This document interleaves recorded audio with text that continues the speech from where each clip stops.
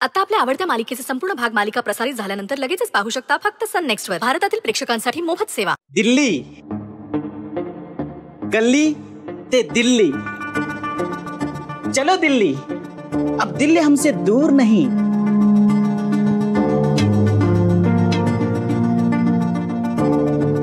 तुझी नक्की काय बडबड चालू आहे ते आम्हाला पण कळेल का?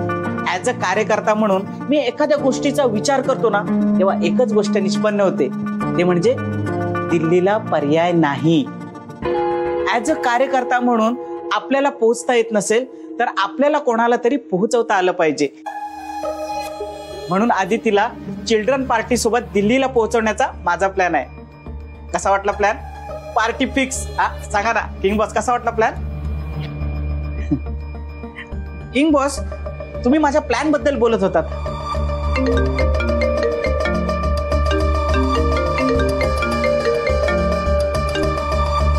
बोला मामा. म्हणजे साहेब तुम्हाला बातमी तर कळलीच असेल म्हणा. आता तुम्ही सांगितलं नाही तर आम्हाला कसं कळणार आहे ना? आदिती तिचं काय सापडली ना? काय तुम्हाला खरंच काही माहित नाही साहेब? माहित असतं तर तुमच्याशी एवढा वेळ बडबड केली असती का? मुकाट्याने काय घडलंय ते सगळं सांगायचं. म्हणजे साहेब त्याचं असं झालं की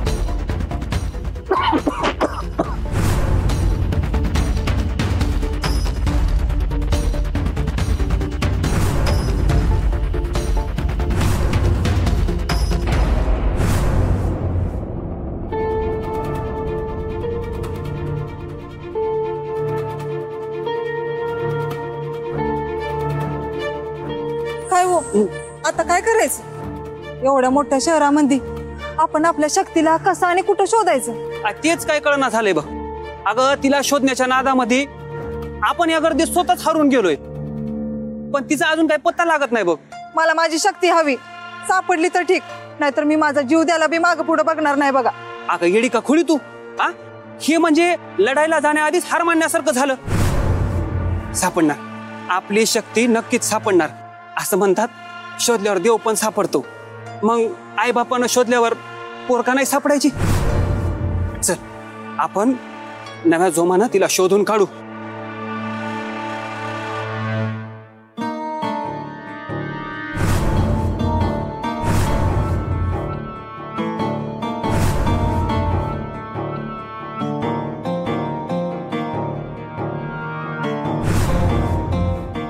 बोला साहेब, एवढ्या तातडीने बोलवलं? सध्या कोरोना डॅमेज झालाय, त्यामुळे त्याच्या काही असाइनमेंट तुला करायचे आहेत. सांगा ना साहेब काय करायचंय ते. दादा, ह्या मुलीला कुठं बघितलंय का आमच्या? अहो दादा, एकदा हे फोटो बघून तरी घ्या की. काय चला निघायत ना.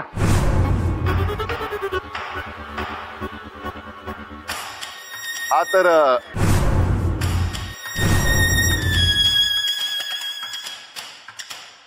ओ दादा, ओ इकडे. नाही नाही, आम्ही तुम्हाला परत विचारून तारच नाही देणार बघा. फोटो दाखवा.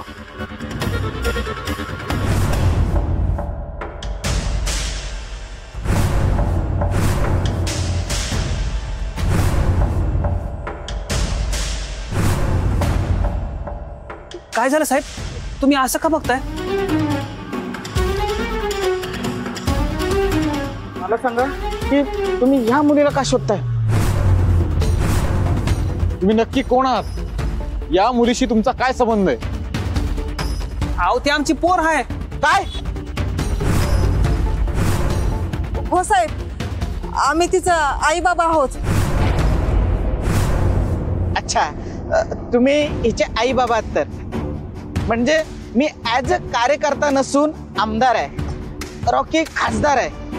आणि किंग बॉस मंत्री आहेत. हा? अहो काय गरिबाची चेष्टा करताय राव. तुम्हीच तर सुरुवात केलीत. तुम्हाला लोकांना शेंड्या लावायला हाच फोटो मिळाला का? अहो मी खरं तेच सांगतोय. साहेब तुम्हाला खरंच काय माहिती असेल तर सांगा, नाहीतर आम्हाला जाऊ द्या. आजच्या दिवसात आम्हाला आमच्या पोरीला शोधून काढायचं आहे. खरं हे आहे, ही मुलगी काय कोटी टर्नओव्हर असलेल्या कंपनीची वारसदार आहे.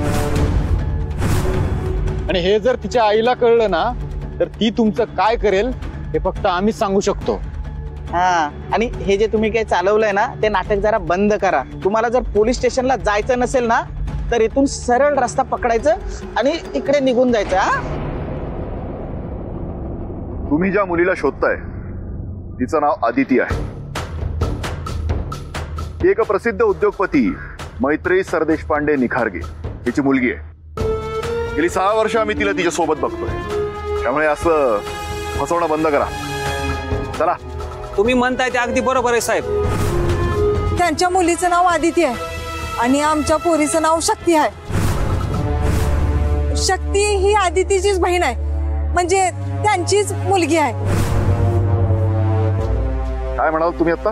हो साहेब, आदिती आणि शक्ती सख्या जुळ्या बहिणी आहेत.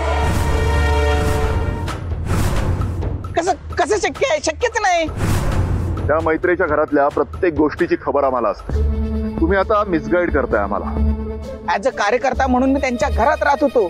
मैत्रीला जुळ्या मुली आहेत मी कधीच कोणाच्या तोंडून ऐकलं नाही, आणि तिच्या नवऱ्याच्या तोंडून तर नाहीच नाही. अव आम्ही जे बोलतोय ते 16 आणं खरं आहे. फक्त खरी गोष्ट कोणाला माहित नसल्यामुळं आमच्यावर कोणी विश्वास ठेवायला तयार नाही. कदाचित तुम्ही पण नाही ठेवणार. काय अशी काय गोष्ट आहे ती? ही गोष्ट तेव्हाची आहे जेव्हा तुमच्या मैत्री मॅडम पुटुशा होत्या आणि त्याच अवस्थेमध्ये त्या गाडी घेऊन आपली बाहेर पडल्या आणि आमच्या घराजवळ येऊन पोहोचल्या.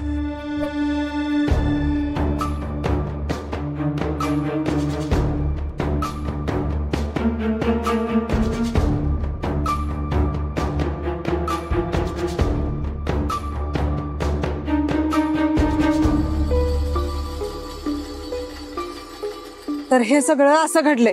त्यांना जुळ्या मुली झाल्या आणि हे फक्त त्यांना आणि आम्हालाच माहिती आहे. इथं त्यांच्यासोबत आधीपासून जी मुलगी राहत होती ती आदिती आणि आमच्या सोबत जी राहत होती ती शक्ती. दोघी अगदी दिसायला सेम टू सेम असल्यामुळं कोण आदिती आणि कोण शक्ती हे बाहेरच्या लोकांनी माहित नाही. म्हणून आम्ही छाती ठोकपणे सांगतो साहेब,